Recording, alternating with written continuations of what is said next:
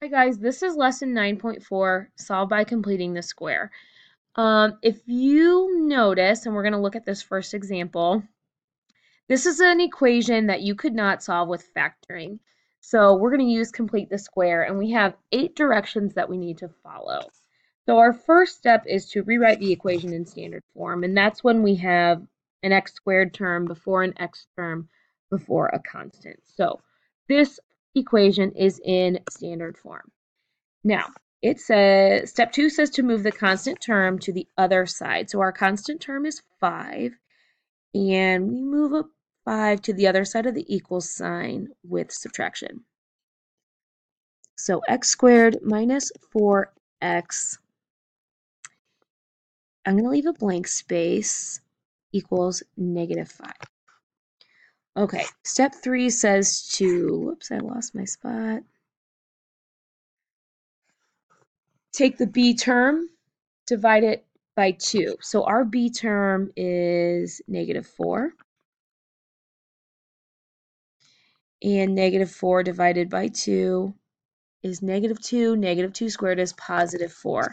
So now we know that that's positive 4. We're going to add that to both sides.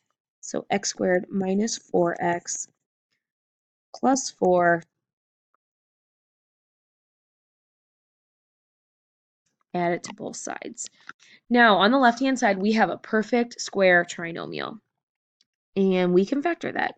We can say it's x minus 2 times x minus 2.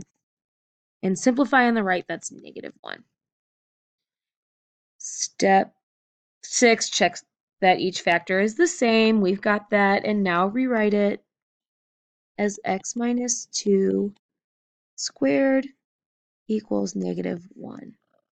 Now, that should be alarming to you that we can't solve this. Why can't we solve this? Because we have a number squared equal to negative 1. And you guys know that anything squared cannot be negative. So this is a no solution example.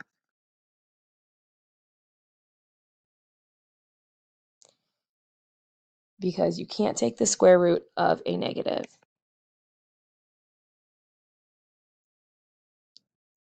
I guess it's highlighting.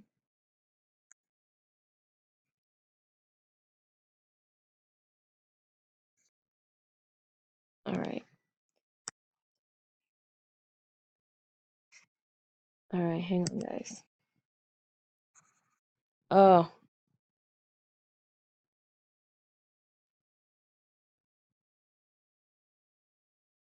I don't know what that was all about. All right, we're just going to keep going. Okay, take a look at the first box we're going to fill in. So we don't have a C term. So all we're going to do is look at our B term. And in the first box, B equals 6.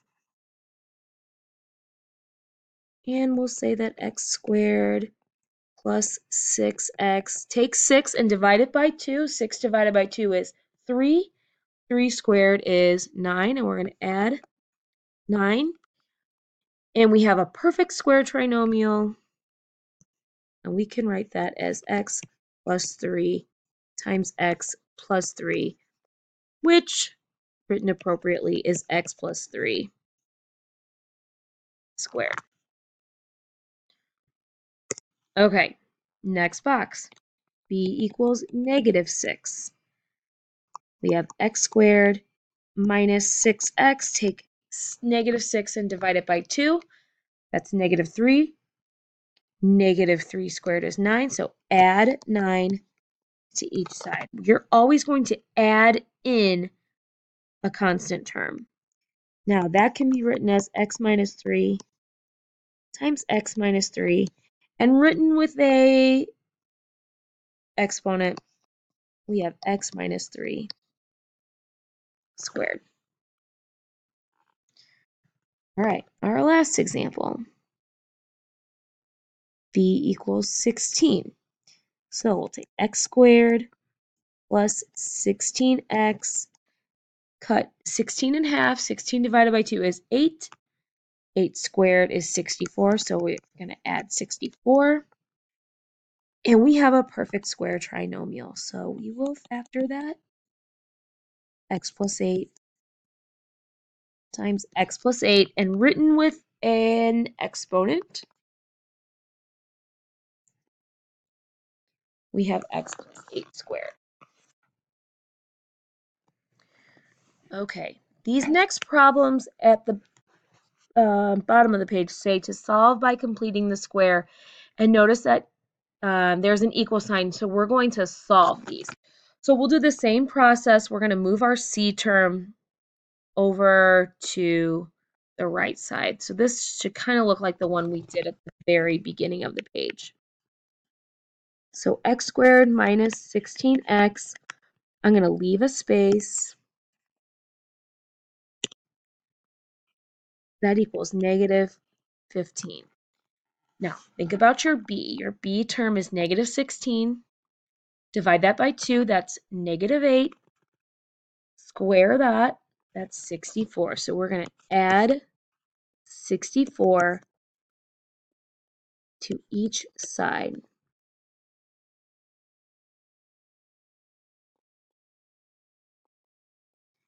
That completes the square on the left side. Now we can factor this and say x minus 8 times x minus 8 equals 49. And now we can write the x minus 8 and the x minus 8 as x minus 8 squared equals 49. Now, to start getting x alone, we need to take the square root of both sides.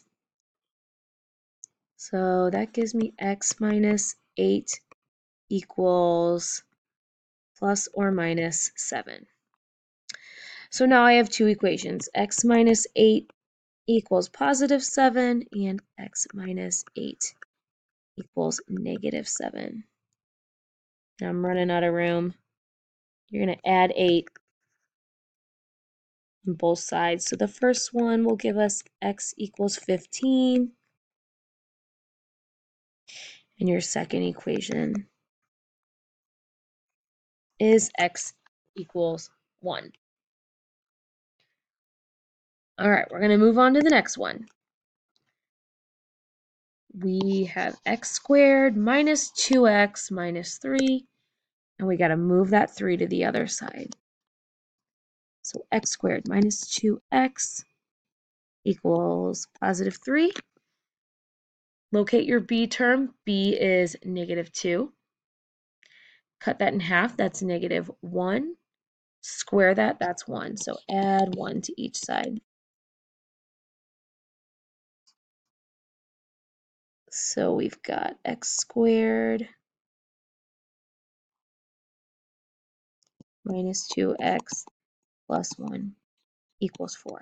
Now we're going to write this as, we're going to factor it. So we can say x minus 1 times x minus 1 equals 4. And remember, when you factor, you're looking for ways that multiply to make positive 1 that combine to make negative 2. All right, now we can write this as x minus 1 squared equals 4, and take the square root of both sides. Now I've got x minus 1 equals plus or minus 2. So I'm going to solve two equations. X minus 1 equals positive 2. X minus 1 equals negative 2.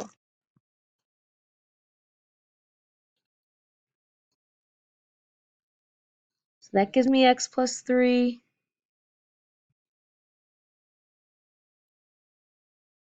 And x equals negative 1.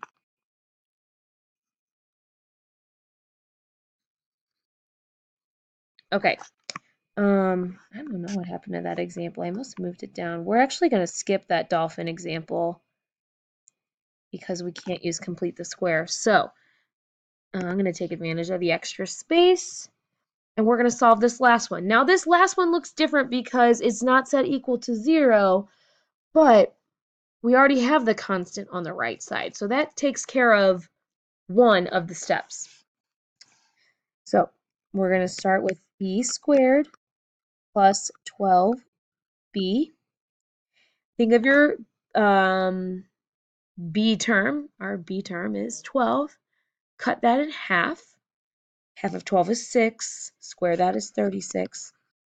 So add that to both sides. Now we can write that. We can factor it because that's a perfect square trinomial. So that's b plus 6 squared, and that equals 28.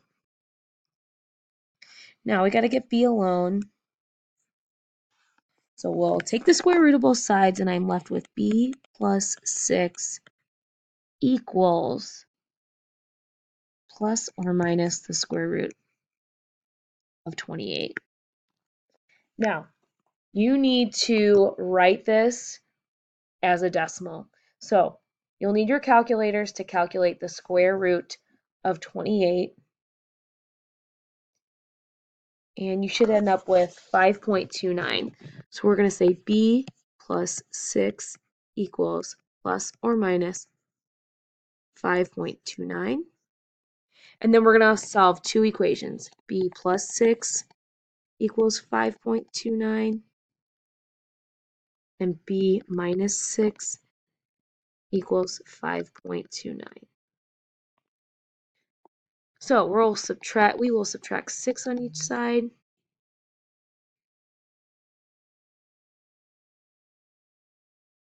I messed that up. Erase. Sorry.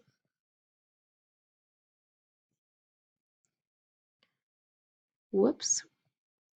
Okay, we need to say b plus 6 equals positive 5.29 and b plus 6 equals negative 5.29. Now we subtract 6 from each side. So 5.29 minus 6 gives us 0.71.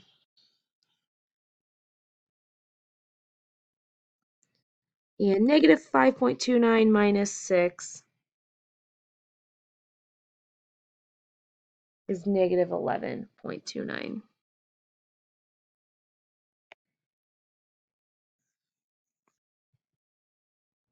Okay, I went back and checked my work and realized that this should be negative 0.71. All right, sorry about that.